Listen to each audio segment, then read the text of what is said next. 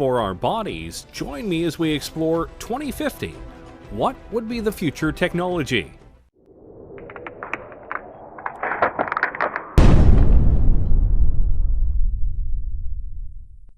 We are in the year 2020, and if we're being honest with ourselves, technology is incredibly advanced, and we're making strides that can push things even farther. We have cars that are much safer than they've been in the past decade, and we're even making fully electric cars that can help save the planet. There are even plans for self-driving cars and even self-driving Ubers that make the future of transportation very exciting. And that's just one technology that we're growing at a fast rate. What about all the others that are out there? What will technology be as we get closer and closer to 2050? Let's start with one that well and truly could happen very soon: drones. Wait a minute, drones are already here. And yes, they are. But more times than not, the drones you are seeing are small, piloted by people who are just trying to have some fun, or the ones that are used by the military right now for strikes and surveillance. All very fun, but in the future, drones could be an integral part of our daily lives.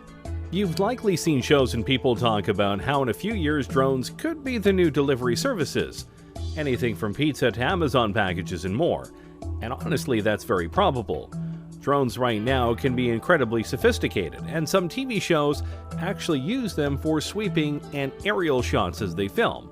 It's very cool, but to do deliveries, they'd have to be a little bit more programmed, as human error no doubt would be a very big buzzkill. Not that it's impossible right now, it's more of a question of numbers, logistics, costs, and making sure that the deliveries themselves are done in a methodical and careful manner. After all, it's bad enough when delivery people don't care enough about our packages and they just throw them onto the porch and potentially break stuff. The last thing we need is that to happen with drones. But by 2050, we may not only have drones delivering our packages, we might be looking up at the sky and seeing drones flying all over with incredible speeds and accuracy. And they potentially could be all run by AI. The potential is there, and by that point, various upgrades to drones and their programming will no doubt make them all the more efficient, durable, and quick. And potentially, they could go beyond basic deliveries for people and do emergency work. Imagine a drone taking a vital piece of medical material to a hospital to ensure it doesn't get stuck in traffic, or helping watch over an important convoy to let people know on the ground if there's trouble. There are many ways that drones could affect our world. The only question is, will we let them by 2050? Let's keep going with transportation, shall we? Right now, one of the biggest ways to get around the countries we live in are trains. Trains ferry people and all sorts of cargo around in an efficient and reliable manner, which is why they've been in use for hundreds of years. But if we're being honest here, while trains are efficient and reliable in certain ways, they aren't exactly fast, especially when it comes to passenger and freight trains. They can take a long time to get to their destination, and at times, it's more logical to take other modes of transportation, which is why companies are making special kinds of trains that can go much faster. You know of the magnetic trains of Japan, no doubt, but others like the Virgin Hyperloop are trying to push things even farther. Passengers or cargo are loaded into the Hyperloop vehicle and accelerate gradually via electric propulsion through a low-pressure tube. The vehicle floats above the track using magnetic levitation and glides at airline speeds for long distances due to ultra-low aerodynamic drag. Science fiction?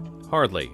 In fact, the first vehicle of the Hyperloop has already been tested and proven, and some larger tests are being scheduled for the next few years. And if this works, traveling across the country will be much faster. How much faster? The Hyperloop aims to send people shooting across the tubes that they make at a rate of about 600 miles per hour. Which means if they were able to do this across the entire United States from east to west, or vice versa, you could travel across the whole country in about 5 hours, give or take. Considering it would take much longer for a regular train ride or car ride, that's a big improvement. And they're planning to do this with not just people but cargo. Imagine being able to ship something in the morning on the West Coast to the East Coast and know it will get there before the day ends. That is quite impressive. Plus, the tubes would be built underground as to not disturb wildlife, and they will go and make it in a way where there are no carbon emissions. So they're fast, they're reliable, and they won't harm the planet. Seems like a win all around. Of course, you do have to wonder what it would be like to be on a 600-mile-per-hour train thing, but hey, we'll just find out soon.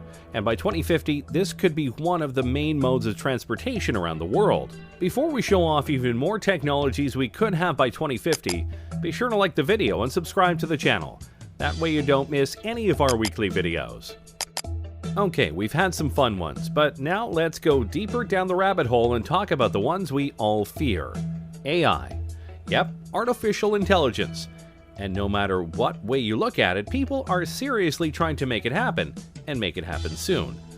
AIs are literally everywhere, including in your cars, and in your homes via devices like Alexa, which are indeed forms of AI. And there are things like Watson that is so smart that it could beat two Jeopardy legends.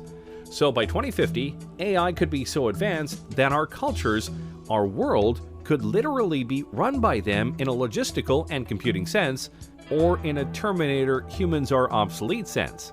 And believe it or not, we're closer to that than you might think. Google's DeepMind isn't there yet, but really I'm sure they'll probably discover those things along the way. And by 2020, it's possible their computer could be superhuman and could be conscious, Pearson has said.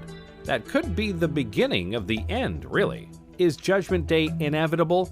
Maybe, maybe not. It just depends on how far we go with AI and how much we're able to control it, or if we can't fully control it once they reach certain levels of intelligence. Of course, for all of our worries about AI, there is a chance it could be all fine. Imagine if the lighter side of sci-fi comes through in regards to AI, and we get a bright future powered by AI. Think about it. What if by 2050 we each get our own unique AI? We could customize how they sound, how they look, and basically have a BFF that'll help us out in life in various ways. Remind us of things like Alexa, guide us in homework and fields of study, be a being that we can bounce ideas off of, etc. If that form of AI came through, then by 2050 we could live in a utopia where AI helps us be better. Until they revolt and we have iRobot going on. But hey, let's not dwell on our potential doom. Let's show off another technology that many people are hoping for. Space travel.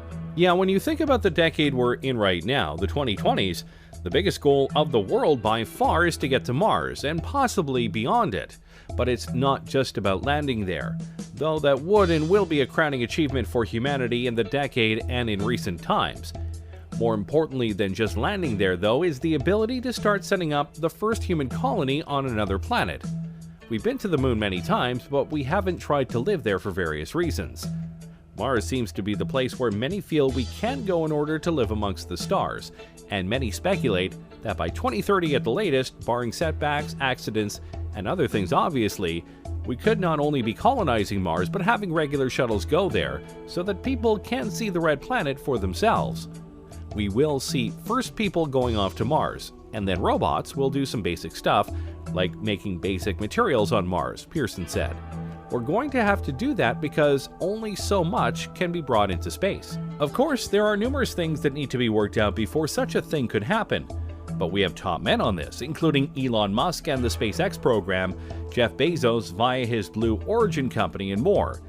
Each of them, and NASA among others, are working on not just getting us back into space, but getting us there via cheaper, smaller, and reusable spacecraft.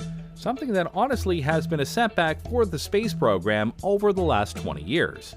But if we are able to do it, if we are able to get to Mars, get there faster, and be able to colonize it, then by 2050, who knows where we will be? We could have multiple colonies on Mars, maybe some on the moon, and maybe even colonies on moons like Titan and Europa, which some think could be even better places to colonize than Mars. It's possible, but obviously Mars is the place that we are aiming for right now. With each step into space, humanity grows larger in the universe, and who knows just how many of us will be out there by 2050. Alright, now let's dive into something really sci-fi. Prosthetics. Yeah, I know that right now prosthetics are very limited, and at times a bit pointless. But if we were able to fully utilize computer technology to its fullest, and make prosthetics that are fully compatible with the human brain and body, then the sky is the limit. We could enter an age where cyborgs are not just welcome, they're commonplace. And yeah, it may seem like we're far away from that, but we are getting closer to that point. James Young, a 25-year-old biological scientist, has a prosthetic arm, with a personal drone and built-in flashlight. and a French artist is using a prosthetic that doubles as a tattoo gun. That's pretty cool. Imagine if a police officer loses an arm in the line of duty. Usually that would mean the end of his career. But with an advanced prosthetic, he could literally be better than ever if it were advanced enough. The biggest problem with these fake limbs is that most of them are plastic, meant to convey that the arm or leg is still there, and thus still usable. The bridge to cybernetic implants lies in the brain, being able to use the computer tech to sync with the brain and give accurate commands. We haven't fully bridged that gap yet, but when we do, dang, life is going to get a lot more interesting. And don't forget, these prosthetics could be used in many ways other than helping people with lost limbs. They could be put onto other objects, or potentially even be worn as exoskeletons when needed. Think of it like Jax from Mortal Kombat. Some people could even ask for implants to be put into their arms or legs to give them an extra boost, like TJ Combo from Killer Instinct. 1. I like video games, and they have plenty of cybernetic people. The point is, by 2050, if these things are made, a lot of people won't feel broken or weak anymore because they've lost limbs or the abilities of their arms or legs. They'll be whole again, and be able to do things just like they were before, if not better. And that's a future we should definitely be trying to live for. Now let's go to something a bit more unique. Look at yourself right now. Specifically, look at the clothes you are wearing right now. What are they made of? What do they feel like? What do they look like? Of all of these answers, I bet none of them are, they look like they could give me superpowers, because they can't. Not yet, anyway. Think about it like this. What if the clothes you are wearing right now felt the same, looked the same, but could do more? With the growth of nanotechnology, your clothes could potentially be embodied with various materials or technologies that help you improve your strength, durability, and more. For example, what if you had a shirt on that was light as a feather, but could absorb impacts and leave you with no injuries? That would be pretty impressive and important, especially in this age of gun violence we live in. Or what if the uniforms of firefighters made them completely heat-resistant and burn-proof, further ensuring that they are able to do their jobs without much risk to their lives? The technologies that we can put into clothes is out there, and some people are working on it right now, both in terms of multiple functions, but also cosmetic appeal. Imagine if by 2050 we have the ability to craft whatever kinds of clothes we want, and even select what kind of abilities they have. Imagine you wear a special kind of top that has a special pattern on it, and when you press a button or say a keyword, that pattern unfolds and suddenly you have wings on your outfit. Wouldn't that be cool?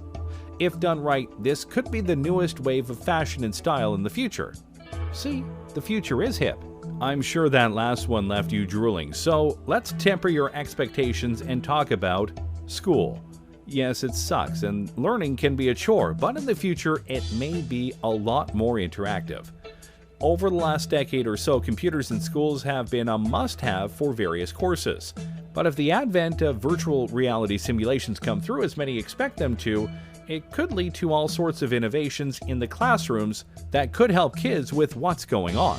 You could take students to an environment in the past and show them what was happening, like watching a battle taking place, Pearson said.